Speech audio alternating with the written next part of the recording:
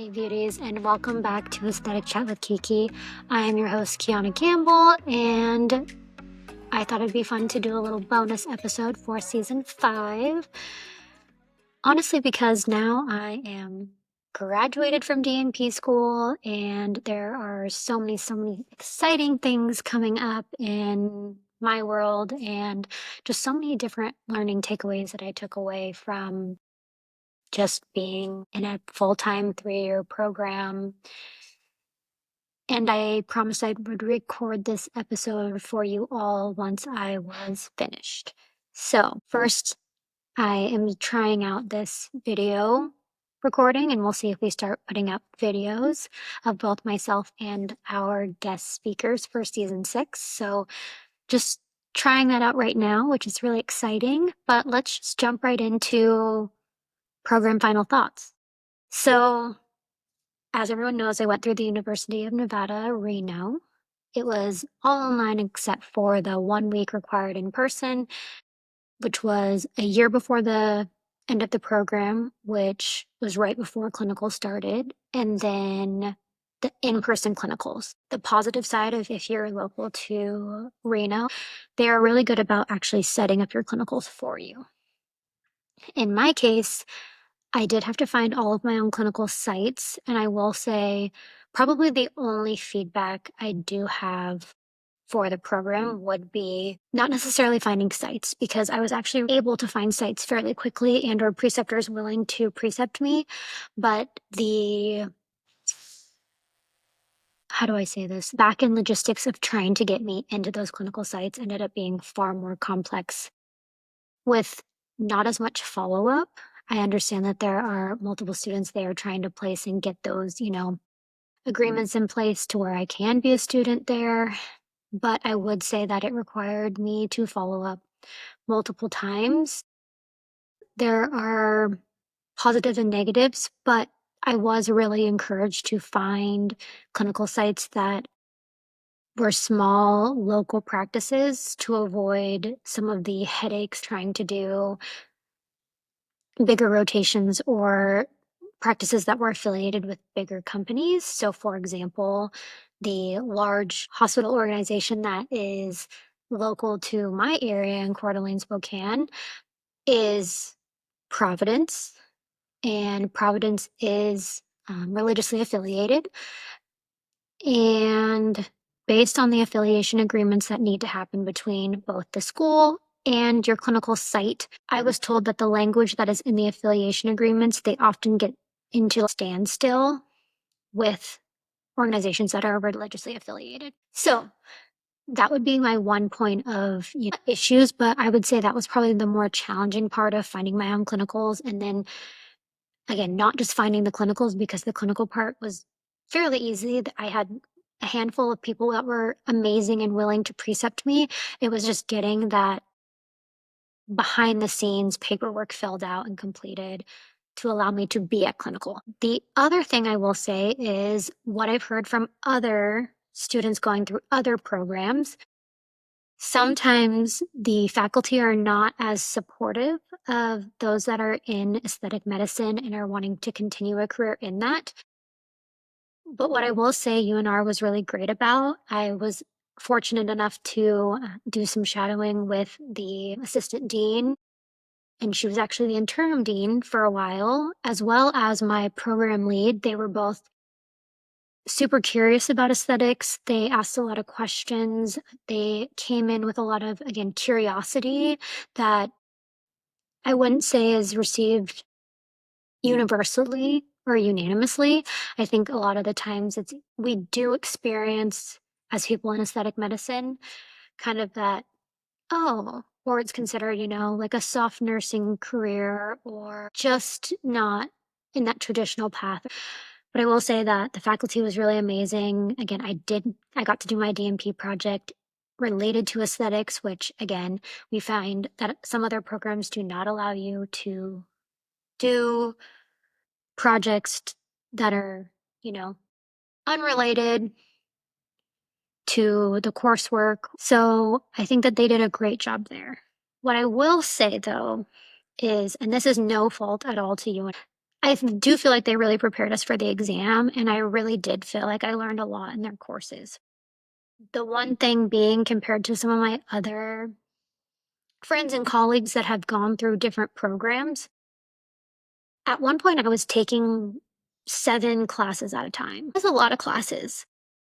A lot of other programs do not have you do that many classes within one semester. And so if you're someone that's looking for a program where I don't want to say you don't want to work hard, but you don't want to take 7 classes at a time, the program that I was in is maybe not for you. What I will say also, looking back, and hindsight's 2020, I probably would have just gotten my master's and not have gone all the way through with my doctorate. The doctorate, again, is great for people who want to go into academia. That's great if you want to go into research.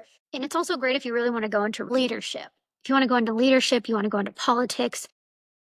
If you want to be a leader of a large organization, or again, go and advocate for policy and legislative change, the DNP 100% helps you gain skills and knowledge to begin to then do that. However, if you are someone like myself who wants to become their own medical director for their own practice or wants to go into aesthetics, at this time, I don't know if I would personally recommend someone go and get their doctoral degree just based on a time perspective, a cost perspective, and really a need at this time. Am I immensely grateful for the fact that I have it now, and it's a terminal degree, so I won't have to go back for that doctoral degree at some point?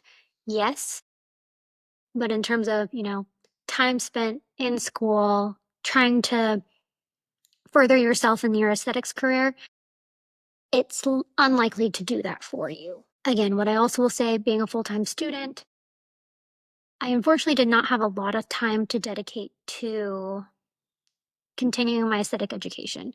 Prior to getting back into school full time, I did try to go to trainings at least quarterly. While I was in the program, I was still able to do some amazing trainings, but I was able to do maybe 1 or 2 a year versus doing like 4 or more a year. So that's something I'm really excited to get back into, is really focusing on building my practice as well as continuing to build on my aesthetic knowledge. There's so many things that are constantly changing within aesthetics, and that's the fun and cool thing about being in the field that we are, because you get to see innovation and implement faster than other areas of medicine. So, those are kind of my final thoughts on my program, my experience with the University of Nevada, Reno. Again, highly recommend. The staff were amazing. Just when you're choosing a program, especially if you're in aesthetic medicine, those are things to think about. Oh, the last thing. I did do a primary adult gero program. I did not want to do the ped section. I know it's really hard to find clinicals for peds. And with what we do not treat under 18, or at least I don't treat people who are under 18 years of age. So that would be another positive thing, is that, UNR does have the adult gero primary program. And when I applied, over 3 years ago, there weren't very many of those. So that's something to also take into account. So a question that I got a lot actually was, I was able to test for my boards prior to graduating. And I had a lot of questions about, how are you able to do this? Am I able to do this? Like, those types of things. So first I want to kind of break up the 2 board exams that you can take. So for nurse practitioners, you can take the AANP or you can take the ANCC. The 2 main differences. So ANCC, I believe, has more questions. It also has questions that are related more to, leadership style questions. The AANP exam, however, is, I believe, less questions. It was a total of 150 questions, and it's all clinically based. So you're getting lots of scenario questions, you're getting a lot of assessment questions, you're getting a lot of pharmacology questions.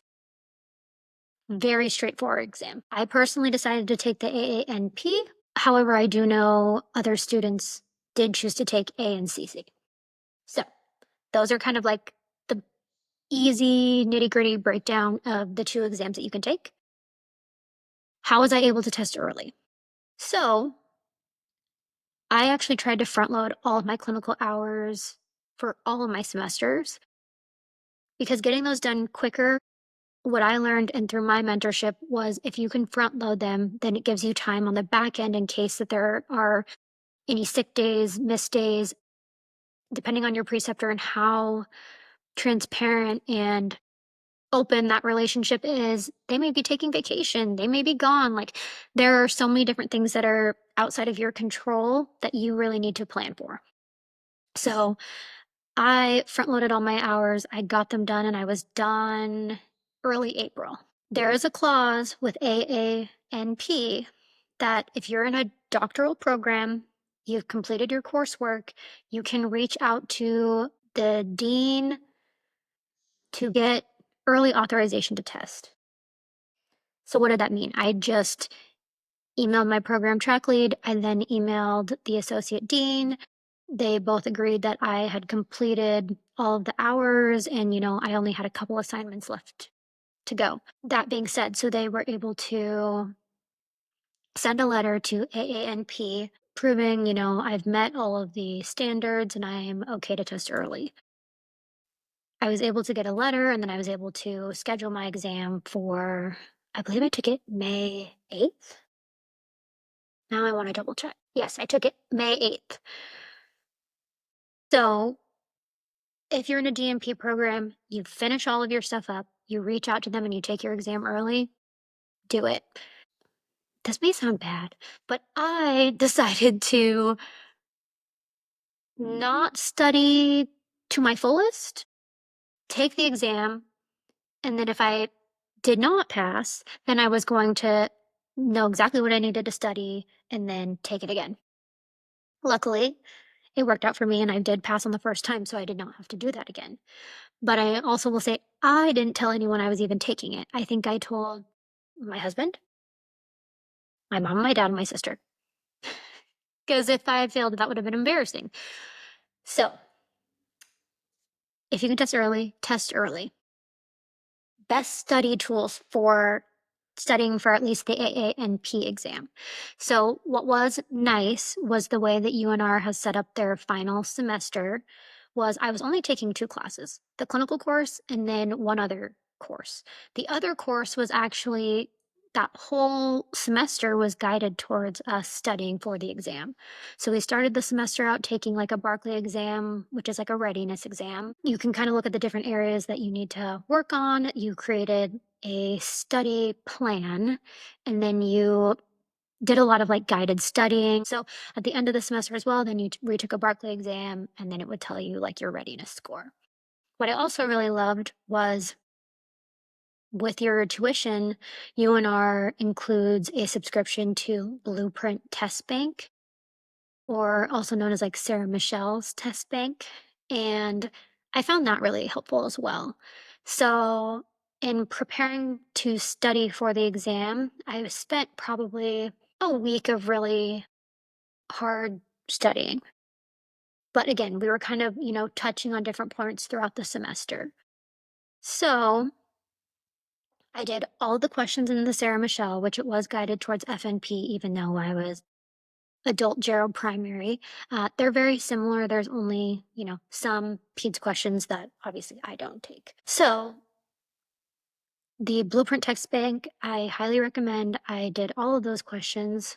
Then I also paid for, it was called through UWorld. The people that, have already done their undergraduate would be familiar with UWorld. But I paid for the UWorld FNP test bank as well, and I just kept taking a bunch of different questions. With the UWorld test bank, I will say I personally like their explanations for why questions were right or wrong a little bit more than I like the Blueprint test bank.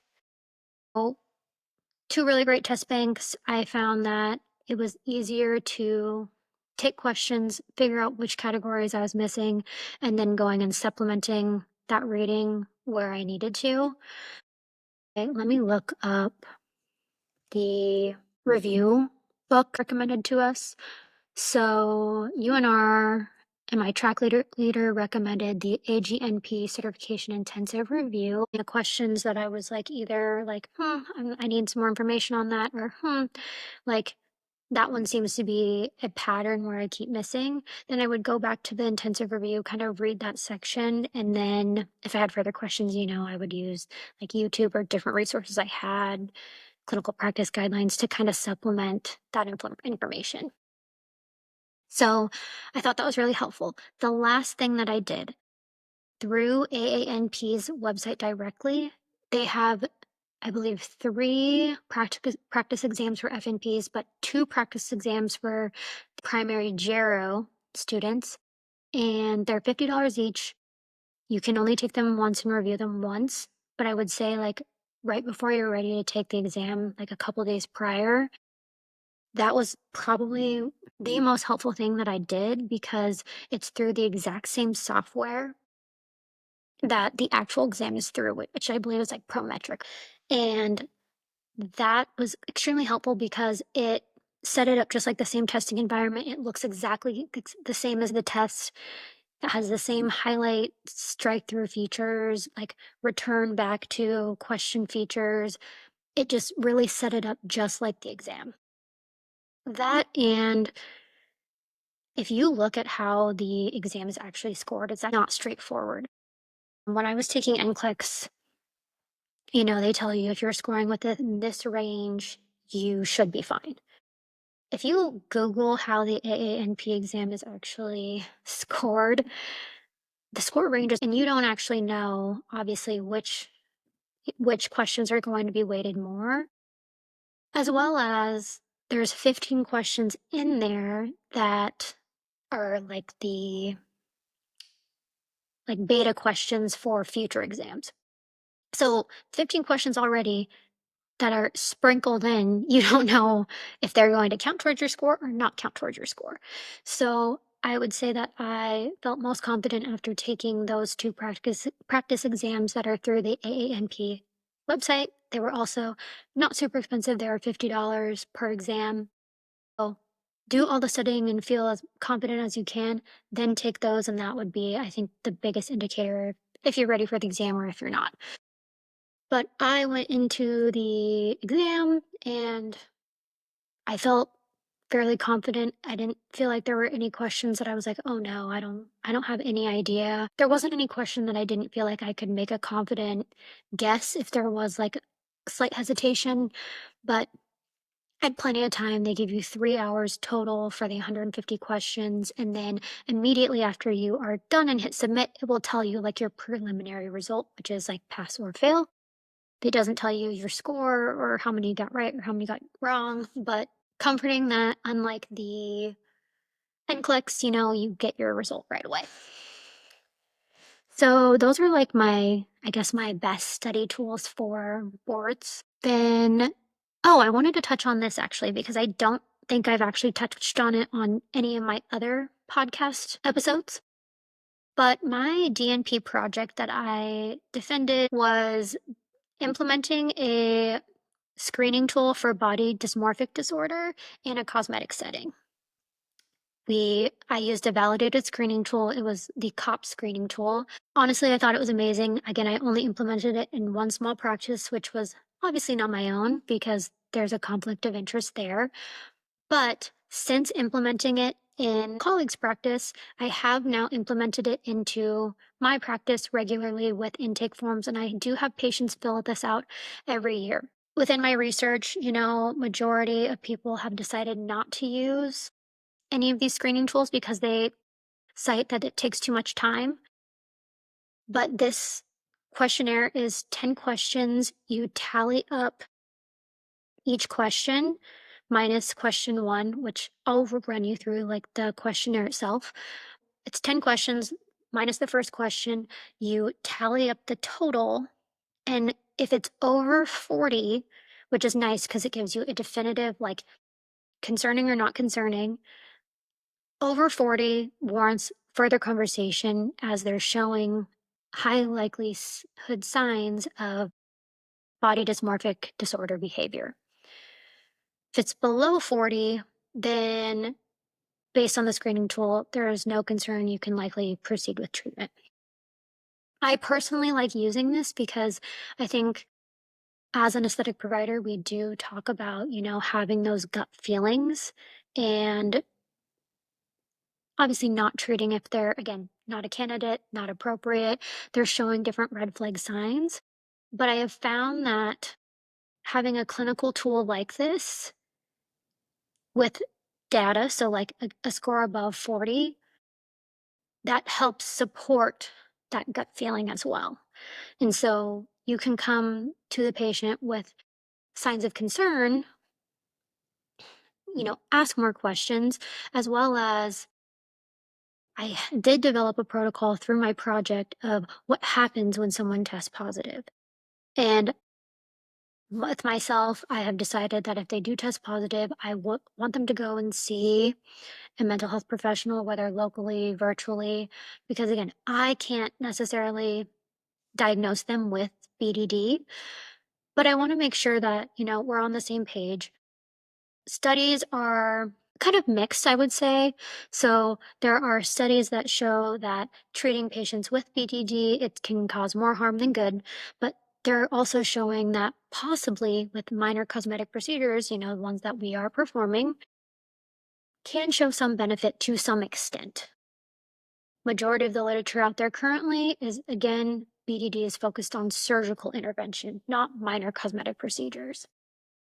So to err on the side of caution, if you're going to screen positive for me, it warrants a further conversation and it says, I'm not saying that you aren't a candidate in the future, but right now I don't feel comfortable treating, and I've only had that conversation a handful of times, but I do feel like this tool is helpful and supportive, and patients are really understanding when there's, clinical evidence versus just that gut feeling. Again, we also have those gut feelings, and when you have them, follow them, don't treat. Even if they aren't showing clinical signs of BDD, it's okay to say no. And honestly, you save yourself way more headaches if you just don't treat the patient. But what I will say is having a screening tool like the COP screening tool helps further support. And also, I do feel like it helps legitimize what we do a little bit more. And it brings us back to the fact that what we do is medicine. And, it's not just fluffy, feel great. There is a lot of science that's behind it. And again, this is a medical specialty. It's not just fun. Yeah. So let me run you through like the questions and how it kind of works. So question 1 asks features causing concern. Please describe the features of your body which you dislike or would like to improve. Gives you the option to list features 1 through 5.